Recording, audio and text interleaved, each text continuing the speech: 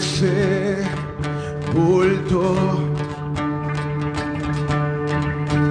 Yo buscaba un Salvador,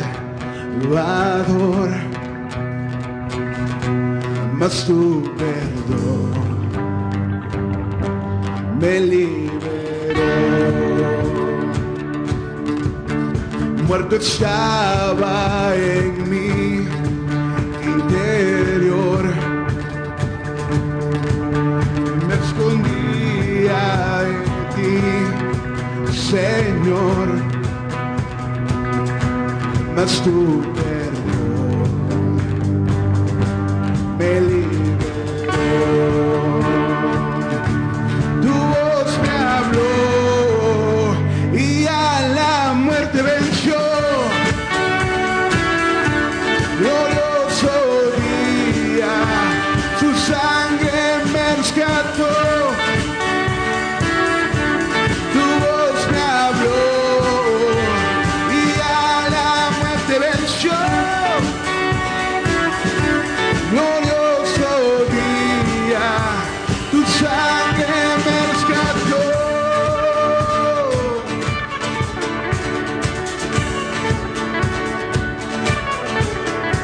Ahora libre soy en tu amor. Es tu gracia la que me salvó, mas tu perdón a mí me liberó. Tu voz me habló y a la muerte venció. Glorioso día, tu sangre me rescató. Tu voz me habló y a la muerte venció. Glorioso día, tu sangre me rescató.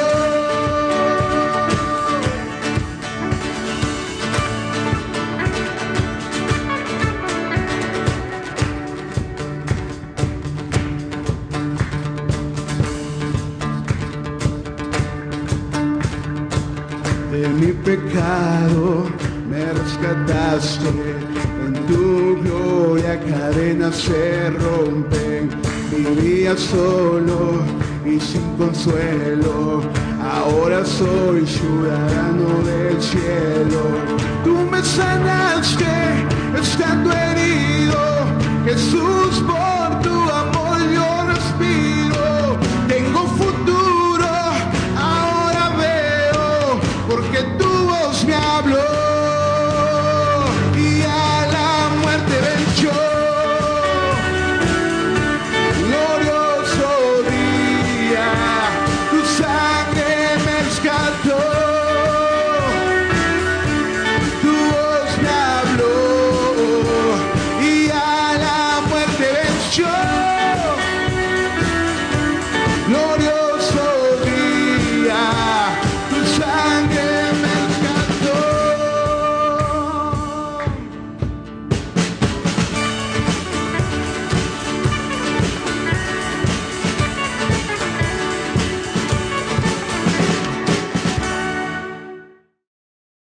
Hermanos, gracias por estar con nosotros y también a los que nos ven por las redes sociales. Vamos a escuchar la palabra de Dios y para eso vamos a abrir nuestras escrituras en Hechos 9. Vamos a leer del 1 al 19 y nos vamos a alternar. Yo voy a iniciar con el primer versículo y ustedes continúan en el segundo y como siempre en el último nos unimos, ¿sale? Cuando ya lo tengan vamos a darle lectura. Creo que ya muchos veo que ya se lo saben de memoria. Ya tienen su Biblia abierta, muy bien. ¿Todos ya lo tienen? Bueno, ok, ya podemos ponernos en pie. Muy bien. Dice, mientras tanto, Saulo, respirando aún amenazas de muerte contra los discípulos del Señor, se presentó al sumo sacerdote.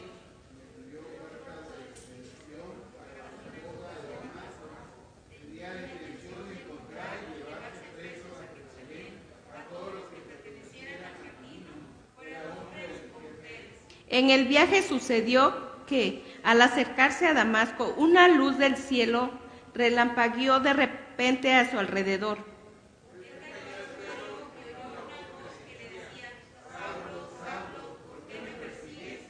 ¿Quién eres, Señor?, preguntó. Yo soy Jesús, a quien tú persigues, le contestó la voz.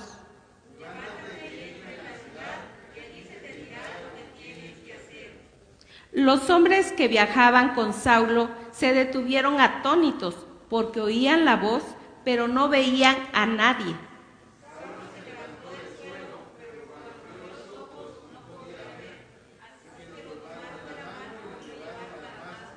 Estuvo ciego 3 días sin comer ni beber nada.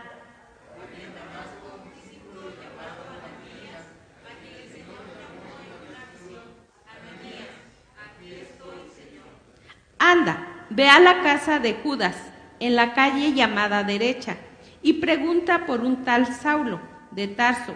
Está orando.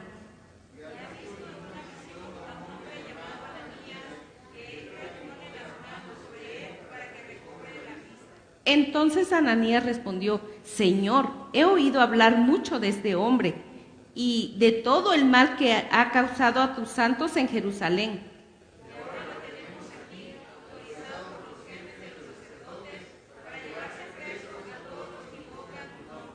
Ve, insistió el Señor, porque este hombre es mi instrumento escogido para dar a conocer mi nombre tanto a las naciones y a sus reyes como el pueblo de Israel. Ananías se fue y cuando llegó a la casa impuso las manos a Saulo y dijo: Hermano Saulo, el Señor Jesús, que se te apareció en el camino, me ha enviado para que recobres la vista y seas lleno del Espíritu Santo.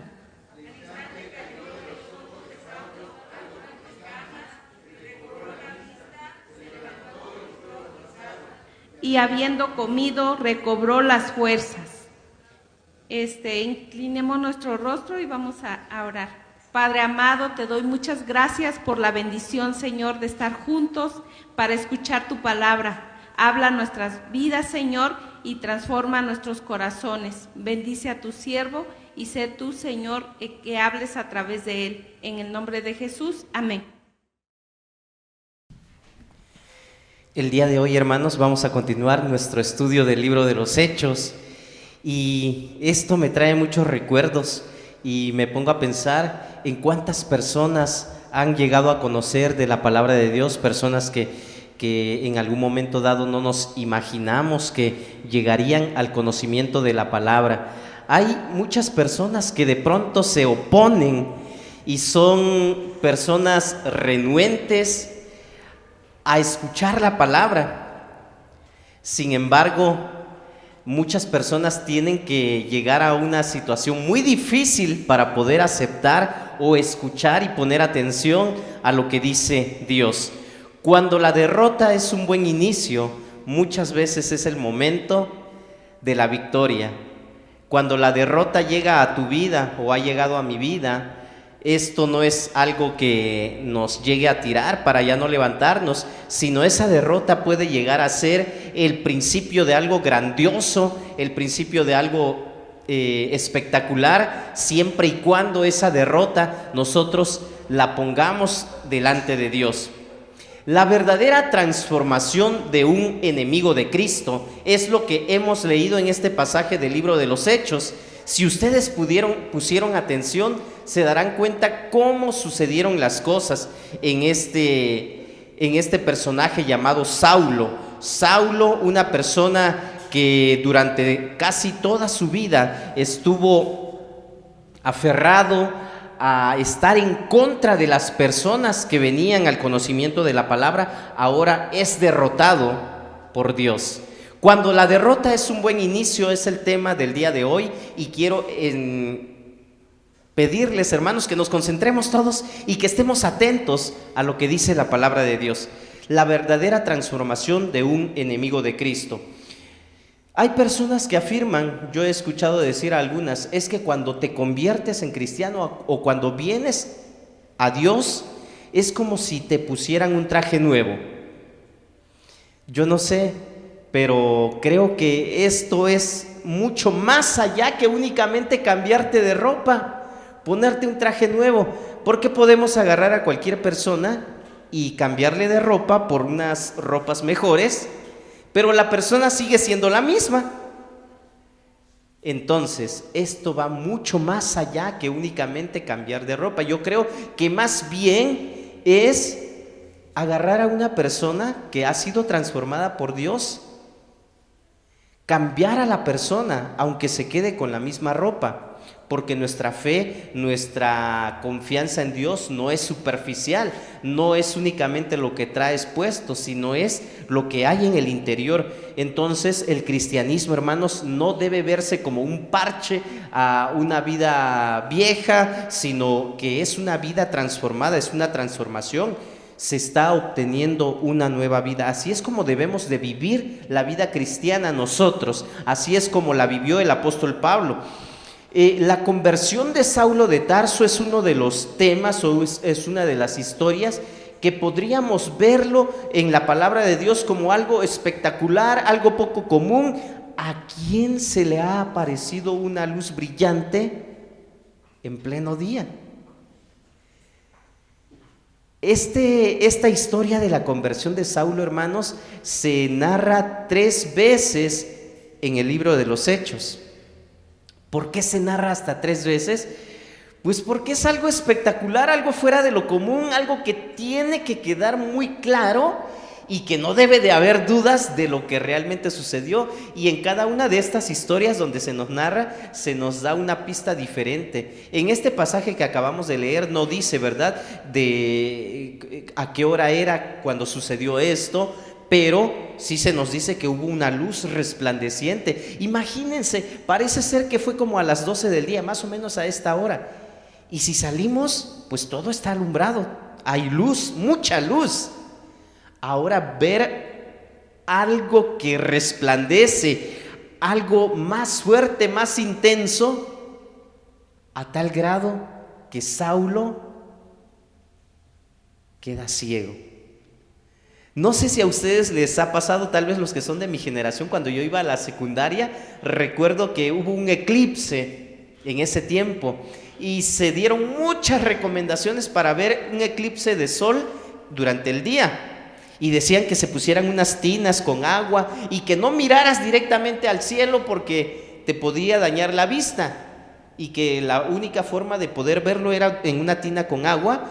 Ahí el reflejo que se viera es lo que ibas a poder ver. No sé si algunos recuerdan. Ahorita han habido muchos otros eclipses, no de día, en la noche, pero no se han dado recomendaciones como esta. Entonces, no sé si a alguien le sucedió que miró al cielo. Yo de pronto sí tuve la intención y sí lo hice, pero no así como que mucho tiempo, no, sino miré y bajé la vista. Pero no sé qué hubiera pasado si yo estuviera con la vista fija durante mucho tiempo. Bueno, no se nos dice cuánto tiempo sucedió lo de Saulo, ¿verdad? Lo que sí nos dice es de que él ya, cuando se levantó, cuando lo ayudaron a levantarse, él estaba ciego. ¿Con cuánta intensidad vino esta luz, hermanos? ¿Se han puesto a pensar? Bueno, es algo espectacular que acabamos de leer y que yo creo que ustedes ya han leído en algún otro momento. La historia de la conversión de Saulo de Tarso. Algo muy importante, algo crucial en la historia del cristianismo. En esta historia, en este libro de los Hechos, nosotros podemos ver cómo tanto Esteban como Saulo se dan cuenta que el nuevo orden y el antiguo, o el antiguo orden y el nuevo, ya no son compatibles. Esteban comienza a decir, bueno, es que todo lo anterior ya pasó, ahora hay que darle ese espacio a lo nuevo. El templo ya no es tan importante, ese templo que ustedes le han dado mucha importancia, ahora el templo es el Señor Jesús, y bueno, el Señor Jesús es el que tiene la mayor importancia ahora. Sin embargo, Pablo lo veía, o Saulo hasta en ese momento lo veía de otra manera. Saulo decía, no, lo que ya está establecido es lo que debemos de seguir preservando y no tiene que haber ningún cambio. Y todo lo que decía Esteban, a él le parecía una herejía, ¿verdad? Porque él creía que el antiguo orden seguía vigente y por lo tanto no había lugar para el nuevo. Esta era la razón por la cual Saulo veía con muy malos ojos a todos los cristianos. En este pasaje, hermanos, que acabamos de leer, yo quiero compartir con ustedes 3 principios que encuentro aquí en este lugar cuando la derrota es un buen inicio. Hermanos, esto es la palabra de Dios. Vimos el contexto, cómo podemos estudiar la palabra de Dios en base a los contextos, ¿verdad? Para que no estemos sacando versículos fuera de contexto y sepamos realmente lo que la palabra de Dios dice. Concentrémonos en esto, hermanos. Vamos a orar nuevamente. Habla con Dios y pide a Dios que Él hable a tu vida, que realmente tú puedas entender lo que dice el texto y no lo que pues a mí se me ocurra, ¿verdad? Sino realmente lo que Dios dice en su palabra. Bendito Dios, gracias por escucharnos, gracias por estar con nosotros. Queremos obedecerte, queremos entender realmente el mensaje que tú tienes para nosotros este día. Habla a tu pueblo, Padre Santo, lo necesitamos. Habla una vez más a nuestras vidas, te lo pedimos en el nombre de Cristo Jesús. Amén. Cuando la derrota es un buen inicio, no sé si a ti te ha pasado que de pronto los problemas, enfermedades y caes y dices, ya no puedo más. ¿Qué sucede? Bueno, ya no puedo más y bueno, ahí me quedo tirado. Yo creo que la mayoría de nosotros no hacemos esto y cada situación difícil, hermanos, nos debe de enseñar algo o nos tiene que dar una lección, tiene que haber un aprendizaje, tiene que haber algo que nos ayude a ser mejores. Y hemos recalcado muchas veces, hermanos, iglesia como iglesia, ¿qué vamos a hacer? Esto del COVID, esto de la pandemia, ¿qué enseñanza nos ha dejado a nosotros?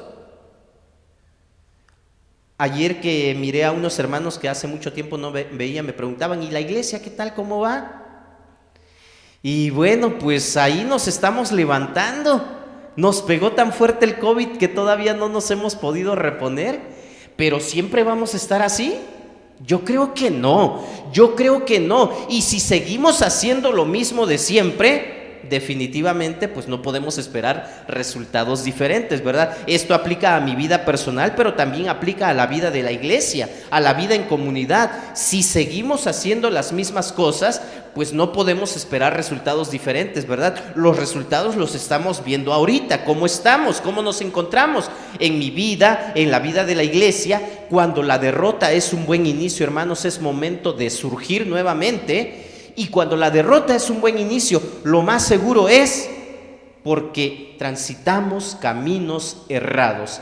Primer principio, porque transitamos caminos errados. Los versículos 1 al 4 nos dice de que el apóstol Pablo dice, respiraba aún amenazas de muerte contra los discípulos del Señor y se presenta ante el sumo sacerdote para pedir permiso y que se lo den por escrito, para que todo lo que él haga en ese momento, con ese coraje que él tiene, con esas ganas de ir en contra de aquellos que están en el camino, pide permiso. Él muy respetuoso de la ley, ¿verdad? De la ley y el orden. Entonces no hace algo que lo haga porque a él se le ocurre. Él pide permiso para estar conforme a la ley. Hermanos, recordemos que no todo lo legal siempre es bueno.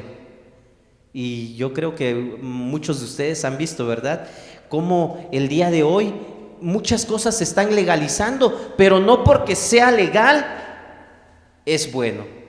Es más, nosotros estamos obligados a primero poner la palabra de Dios. Es necesario obedecer a Dios antes que a los hombres, aunque sea legal. No estoy alentándolos para estar en contra de la ley, ¿verdad? Definitivamente no es mi intención, sino estoy diciendo, hermanos, que tú y yo tenemos que examinar que no siempre lo legal es bueno y no siempre lo legal está aprobado por la palabra de Dios.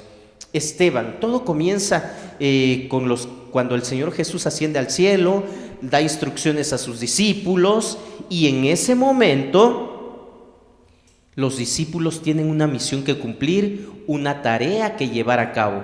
Entonces, Esteban, uno de los discípulos, uno de los diáconos de la iglesia, dice la palabra que era una persona llena del Espíritu, era una persona audaz, sabia, amorosa, un poderoso cristiano. ¿Y qué creen? Saulo lo veía y dice: no, yo no puedo soportar ver a esa persona como es. No sé qué tantas cosas pensaba Saulo acerca de Esteban. Sin embargo, lo único que él logró fue deshacerse de él. No se nos dice, ¿verdad?, que Saulo tuvo que ver para que lo arrastraran y lo sacaran, pero sí se nos dice de que Saulo estuvo presente cuando apedrearon a Esteban. Ahí es como cuando empieza a resurgir el nombre de Saulo, de esta persona. Saulo fue el que lideró probablemente, porque dicen de que él estuvo observando y todos los que lo apedrearon pusieron sus ropas ante él. Él estaba presente aprobando todo lo que sucedía. A mí me da la impresión que probablemente Saulo pues no era igual que cualquiera de los verdugos, tal vez. Entonces él tenía ya cierta posición.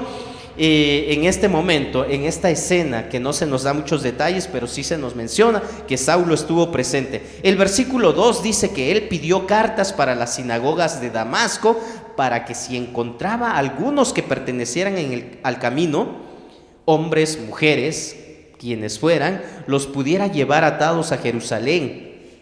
Estas cartas eran el permiso que él necesitaba, el permiso que el gobierno otorgaba, en este caso los sacerdotes, pero los sacerdotes estaban respaldados por la autoridad romana, que en ese tiempo era la que gobernaba. El imperio romano era el que estaba al frente de todo esto.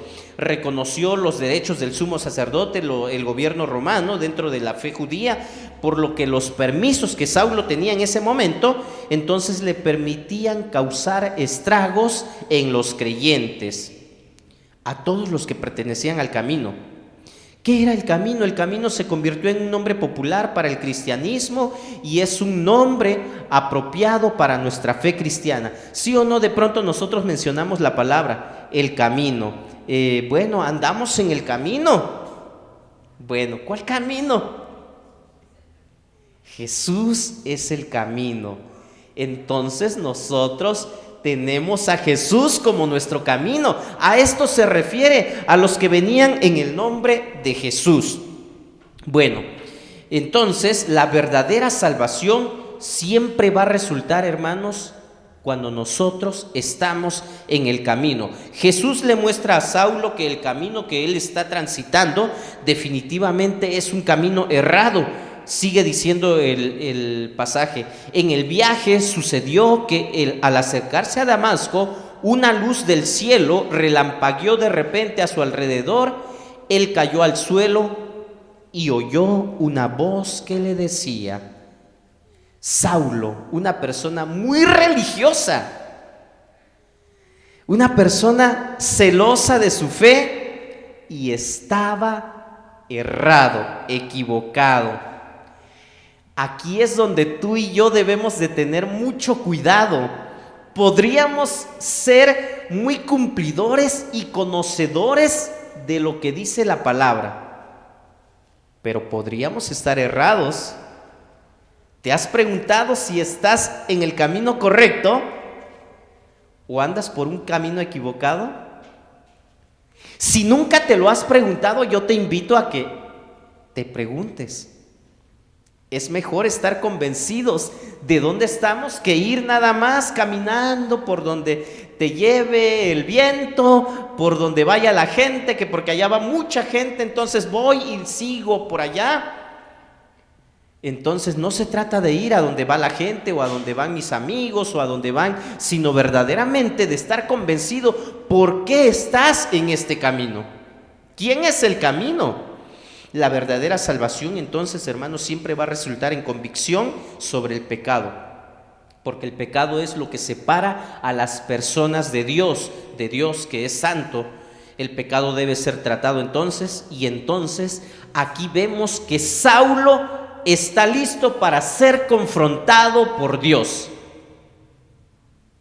Viene y entonces vemos aquí en esta historia el verdadero problema de nuestras vidas. ¿Qué es entonces, hermanos? El pecado.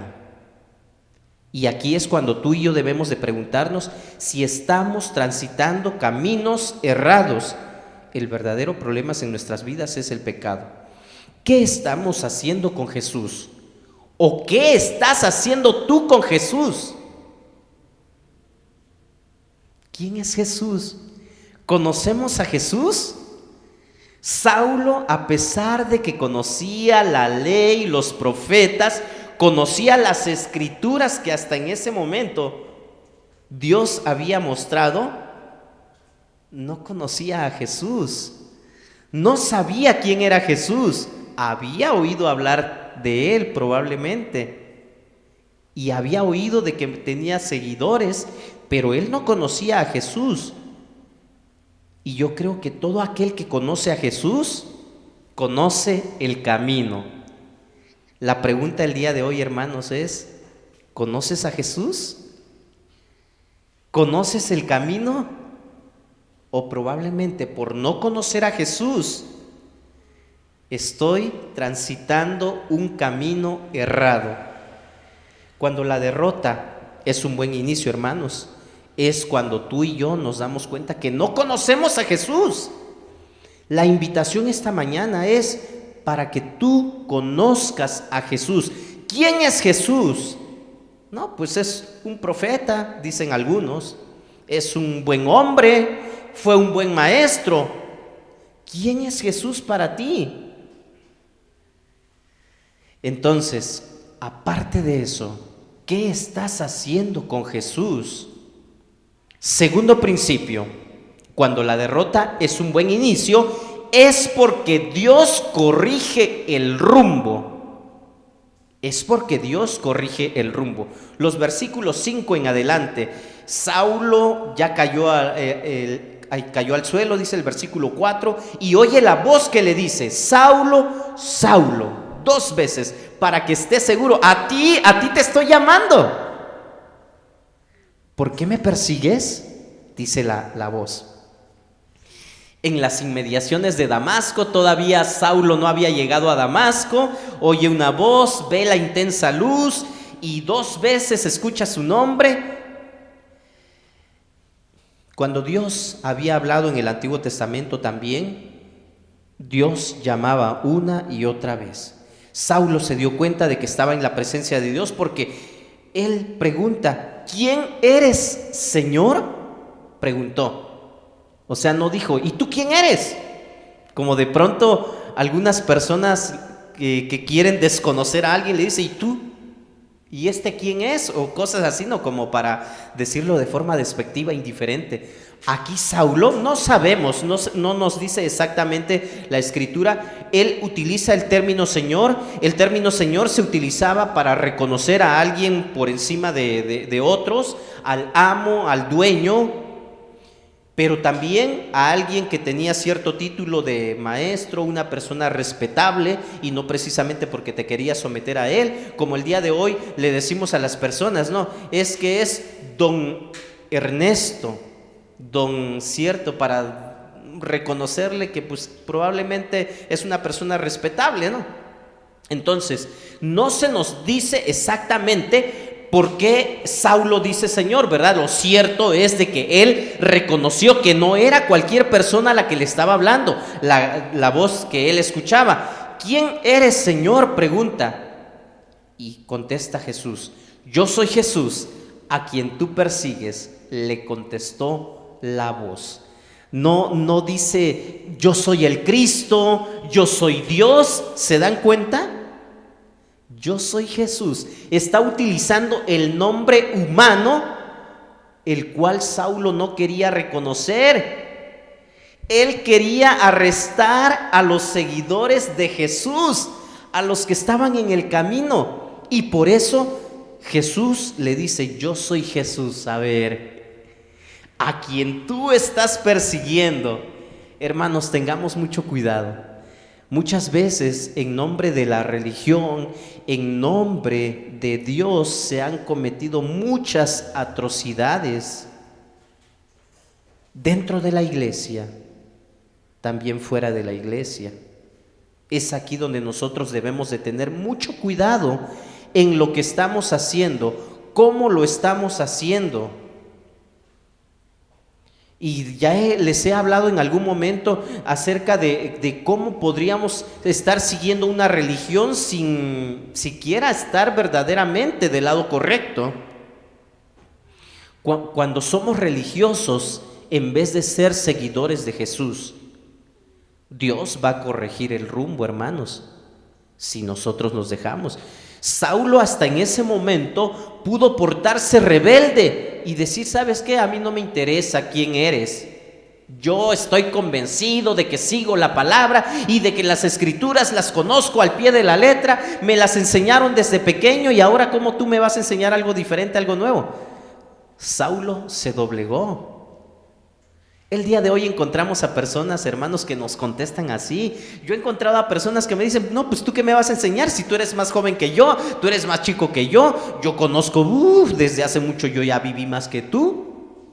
No sé si ustedes han tenido la oportunidad de escuchar este tipo de palabras que dicen: no, es que esta es la fe que me dejaron mis abuelos, mis tatarabuelos y mis padres, ¿cómo crees que lo voy a traicionar?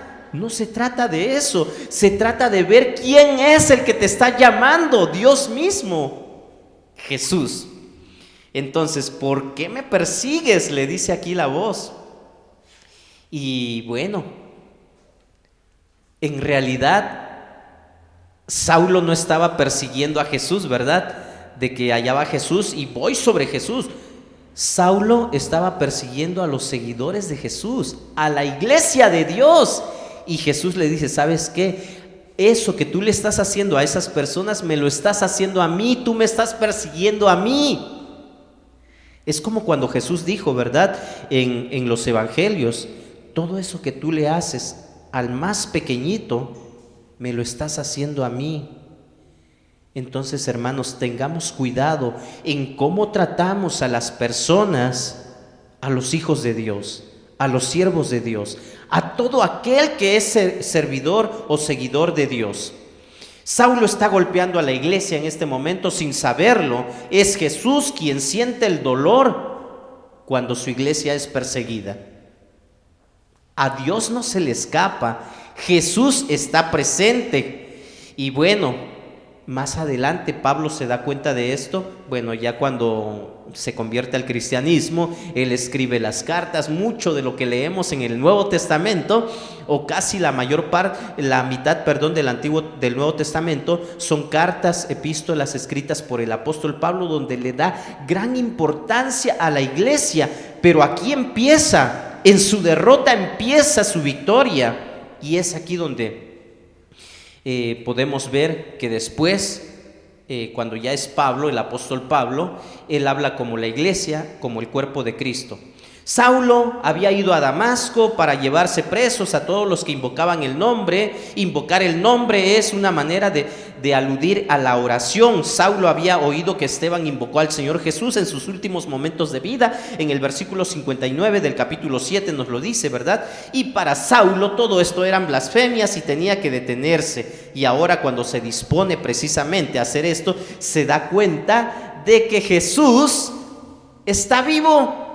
Y todo lo que dijo Esteban antes de morir, antes de ser apedreado, era verdad. Hasta en ese momento se da cuenta de que lo que dijo Esteban no era un simple cuento, era verdad. Era verdad. Qué triste es, ¿verdad?, darte cuenta de que has ido por el camino equivocado, has estado en el camino incorrecto y ahora, pues tu orgullo se viene abajo. Pablo se sentía intachable, se sentía de lo mejor, ¿verdad? Y creía que su persecución de la iglesia obedecía a lo correcto, así como también lo hacía por ignorancia. Una persona muy estudiada, ¿cómo? En sus cartas, cuando el apóstol Pablo describe esta experiencia, él se da cuenta, él no subraya el llamamiento que tuvo, sino el contraste entre su antigua vida en el judaísmo y la nueva vida en Cristo. El Señor Jesús interviene en la vida de Saulo, como también Jesús mismo puede intervenir en tu vida y en la mía. Jesús le da una orden: levántate y entra en la ciudad, que allí se te dirá lo que tienes que hacer.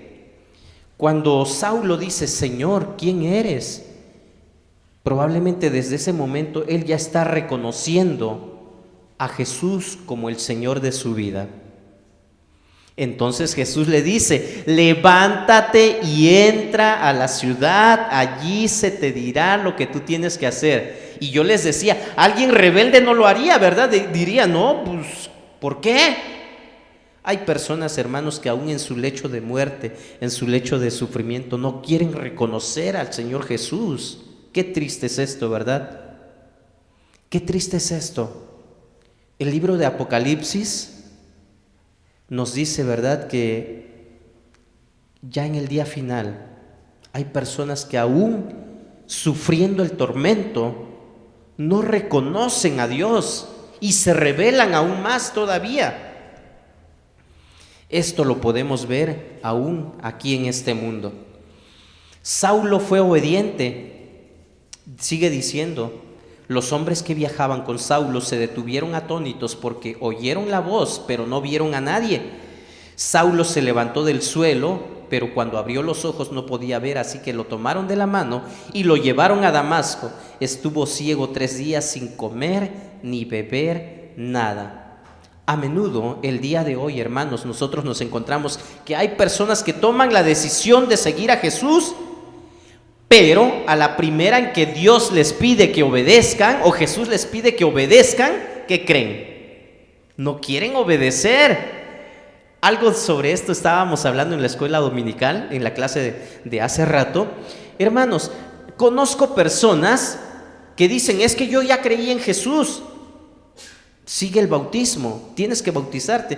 No, yo creo que eso más adelante, ahorita todavía no, pero yo ya creí en Jesús. Jesús, pues yo oro a Él y le hablo y leo la Biblia, pero no quieres obedecer a Jesús. El bautismo es un acto de obediencia, es algo que tú debes hacer, no porque te va a dar la salvación, sino porque es una obediencia, es un mandato que dejó el Señor Jesús. Aquí les decía, ¿verdad? Saulo obedece a lo que Jesús está diciendo. Entonces, no puede haber personas seguidoras de Jesús sin que obedezcan este mandato de Jesús. Jesús es el Señor. Jesús sabía sobre esto, hermanos, y en el Evangelio según San Juan, en el capítulo 13, versículo 13, le dice a las personas: me llaman maestros, y tienen razón, yo soy maestro y Señor. Pero ¿cuántos obedecen a este Señor? Lucas 6:46, ustedes me llaman maestro y Señor y tienen razón porque lo soy. La pregunta en la vida cristiana no ¿es Jesús el Señor de tu vida? Si yo ahorita les pregunto: a ver, hermanos, levanten la mano, ¿quiénes tienen a Jesús como Señor de su vida? Yo creo que todos levantaríamos la mano, yo también. Ok, ya reconocimos que Jesús es el Señor, eso está muy bien, pero la pregunta más importante es: ¿lo estás obedeciendo? ¿Estás obedeciendo a Jesús? La vida cristiana, hermanos, es una batalla entre la voluntad tuya y la voluntad del Señor. Permite que Dios corrija tu rumbo. Si yo me pongo a examinar y a analizar mi vida, ¿realmente estoy obedeciendo a Dios? ¿Estoy obedeciendo a Jesús? ¿Qué crees? Si hago un análisis exhaustivo, pues ahí me daré cuenta, ¿verdad? Pero si sigo viviendo la vida como que si todo está bien y no me detengo a analizar qué estoy haciendo, cómo estoy viviendo, qué dice la palabra, qué dice Jesús, probablemente piense que voy bien, pero podría estar en un camino equivocado, en un camino errado. Tengamos cuidado, hermanos. Cuando la derrota es un buen inicio, tercer principio, es porque Dios envía la solución. Versículos en adelante: había en Damasco un discípulo llamado Ananías, a quien el Señor llamó en una visión: Ananías, aquí estoy, Señor. Raúl, Abril, Efrén, ¿dónde estás? Y podríamos escuchar la voz de Dios llamándonos, hermanos. Dios siempre inicia la salvación. En Damasco, Saulo está ciego en este momento. cuando la derrota es un buen inicio, tercer principio, es porque Dios envía la solución. Saulo está ayunando, dice que pasaron 3 días y él no comió. Él no come ni bebe nada, solo las personas que practicaban este tipo de ayuno, hermanos, eran personas que deseaban arrepentirse o buscar el rostro de Dios. En este texto se implican ambas cosas. Y se le dice a Ananías: anda, ve a la casa de Judas en la calle llamada Derecha y pregunta por un tal Saulo de Tarso. Él está orando y ha visto en una visión a un hombre llamado Ananías que entra y pone las manos sobre él para que recobre la vista. Ahora, Dios no está llamando a un inconverso. Ya vimos de que llamó a Saulo. Saulo era un inconverso y ahora la intención era que se convirtiera al cristianismo. Ahora Dios está hablándole a un cristiano, a un seguidor de Jesús, de Dios, de Cristo. Ananías es esa persona a la que Dios está llamando en este momento y es la persona indicada para ayudar a Saulo en ese momento. Era un hombre devoto que observaba la ley y a quien se le respetaba y bueno, no era cualquier persona. Y Dios le habla a Ananías. ¿Pero qué creen? Ananías dice: Señor, he oído hablar mucho de ese hombre y de todo el mal que ha causado a tus santos en Jerusalén. Y ahora lo tenemos aquí, autorizado por los jefes de los sacerdotes para llevarse preso a todos los que invocan tu nombre. Así como: oye, Señor, ¿me estás mandando al matadero? ¿Tú no sabes quién es esa persona? Esa persona es así, así, así, así. Me recuerda cuando yo no he querido compartir la palabra con ciertas personas que las veo muy enojonas, muy serias y que incluso hablan mal de los cristianos y que incluso han tramado cosas en contra de los cristianos. Y Dios dice: ve. ¿No nos estará diciendo lo mismo Dios ahora, hermanos, cuando no queremos ir a compartir la palabra? No, ¿y qué tal si me insulta? Pues si ya pateó una vez a un perrito, ahora a mí ¿qué me puede hacer? Hermanos, Dios le dice a Ananías: ve, insiste el Señor, porque ese hombre es mi instrumento escogido para dar a conocer mi nombre tanto a las naciones y a sus reyes como al pueblo de Israel. Yo le mostraré cuánto tiene que padecer por mi nombre. Hermanos, muchas veces tú y yo, o tal vez deba decir yo, he sido prejuicioso y decir: pues como que esa persona nunca se va a convertir. Yo no sé si a ti te ha pasado. Hermanos, no nos toca a nosotros decidir si se convierte o no se convierte. Dios ya tenía un plan bien definido para Saulo, que era de lo peor en ese momento. Tú y yo podríamos decir ahorita, ¿verdad? La protesta de Ananías es comprensible considerando todo el historial de Saulo. Entonces, desde el comienzo de este peregrinaje espiritual, el Señor, Dios mismo, está informando a Saulo de que va a sufrir por su nombre. Hermanos, Dios sabe, Jesús sabe todo lo que el cristiano tiene que pasar. El sufrimiento, hermanos, no es algo desconocido o alejado en la vida de los creyentes. Dios nunca dijo, ¿verdad? Ven a mí y ya nunca más vas a tener problemas, ya nunca más vas a sufrir. Dios promete estar con nosotros y su promesa se cumple. Dios promete estar con nosotros en todo momento y es verdad. Pero el sufrimiento es parte esencial del seguimiento de Cristo, de seguir a Cristo. Sin embargo, antes de que Saulo padezca esto, él va a experimentar el poder de Cristo. Y bueno, a Ananías no le toca algo más que obedecer. ¿Y a nosotros qué nos toca, hermanos?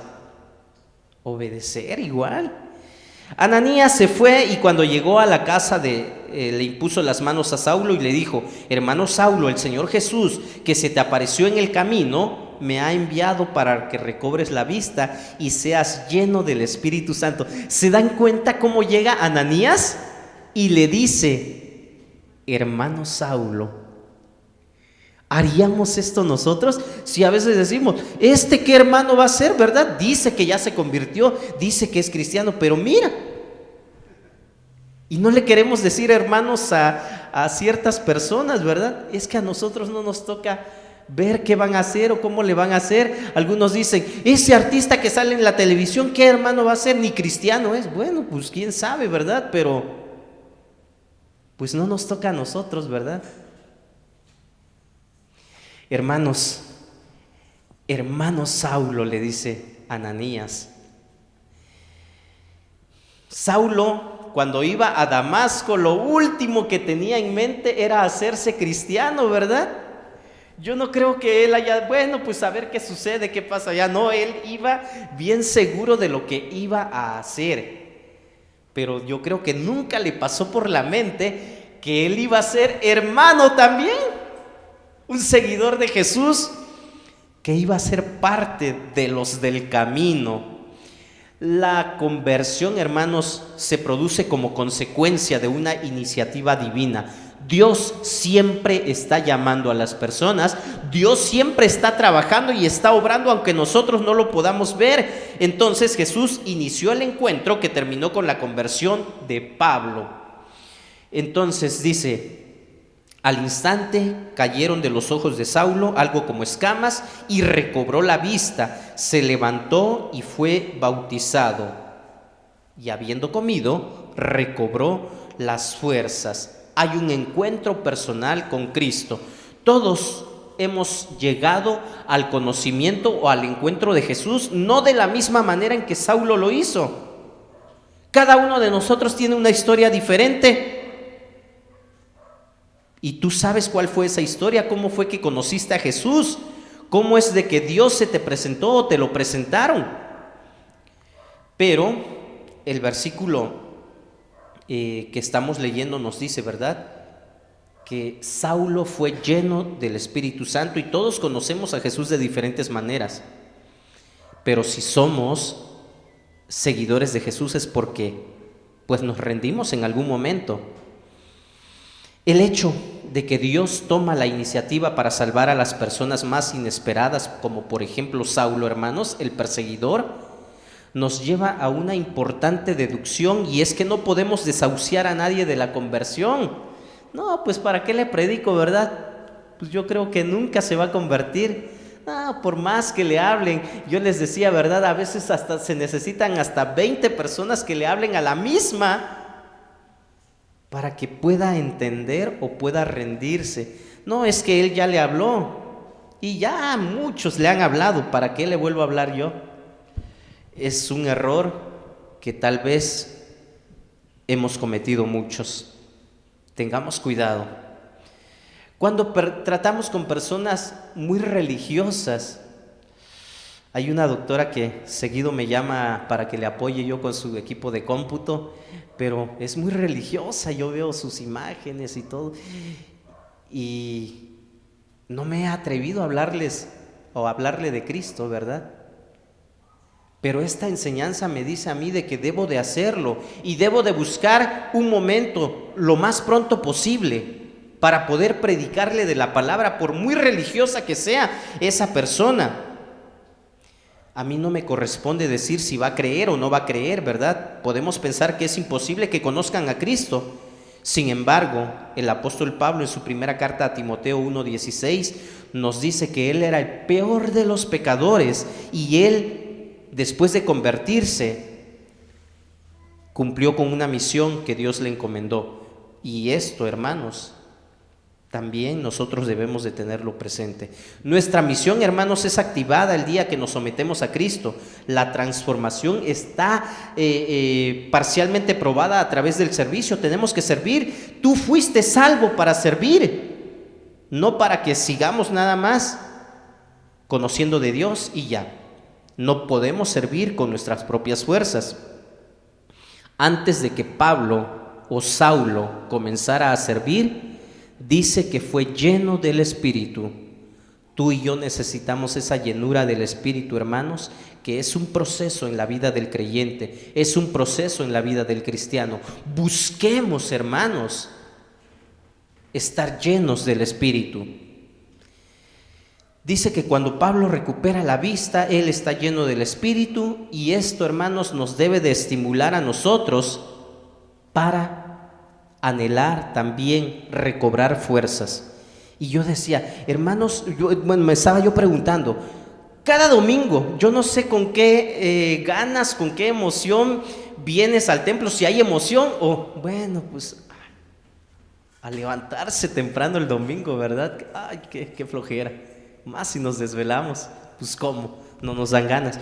Hermanos, yo no sé, yo te invito a que recobres las fuerzas, el ánimo. Yo no sé, ¿verdad? Y sí me pregunto de pronto cuando llego y digo, ¿con qué intención vendrán? ¿O a cumplir con lo que tenemos que hacer? ¿O por cumplir únicamente? Pues ya vamos, ¿verdad? Pues ya qué. ¿Con qué intención venimos? ¿De qué manera venimos? Al tiempo que oramos, hermanos, al tiempo que nos acerquemos a Dios, seguramente vamos a recobrar las fuerzas para que esto se haga realidad. Dios siempre va a enviar una solución a tu vida. No te desanimes. Cuando la derrota es necesaria o cuando la derrota es un buen inicio, es porque Dios ya está obrando, porque probablemente tú estás caminando erradamente, porque Dios tiene una solución, porque Dios va a rectificar ese camino. Quiero terminar, hermanos, diciendo que la salvación es un don de Dios. No lo merecemos. ¿Quién merece la salvación? Nadie, ninguno de nosotros, por cuanto todos pecamos y hemos estado separados de la gloria de Dios. Y en la mañana yo les decía, ¿verdad? ¿Qué le vamos a decir a Dios si llegamos a su presencia y nos pregunta, ¿por qué te voy a dejar entrar a la vida eterna? ¿Qué méritos hiciste tú? ¿Qué le vamos a decir? Hermanos, la salvación es un don de Dios, no la merecemos y Dios nos lo ha dado de manera gratuita. Él es quien ha tomado la iniciativa de buscarnos y conducirnos a su presencia. En otras palabras, hermanos, nadie tiene ningún motivo para sentirse superior a alguien. Todos somos iguales, de pecadores. Entonces, nadie debe de sentirse superior a nadie. Y yo recuerdo, me gustan ver esas películas de superhéroes. Ya estoy grande, ¿verdad? Yo lo sé, pero sí me gusta. Y ahí vemos en esas películas cómo se definen claramente quiénes son los buenos y quiénes son los malos. Y los buenos siempre, pues, aplastan a los malos, ¿verdad? Y nosotros pues decimos, wow, pues tenía que ser así y debe de recibir su merecido, ¿verdad? Pero en la vida cristiana, hermanos, en la vida real, sobre todo aquí en la iglesia, ¿cómo nos vemos? ¿Solemos pensar que nosotros somos los buenos y los que están allá afuera son los malos? ¿Alguien ha llegado a pensar esto?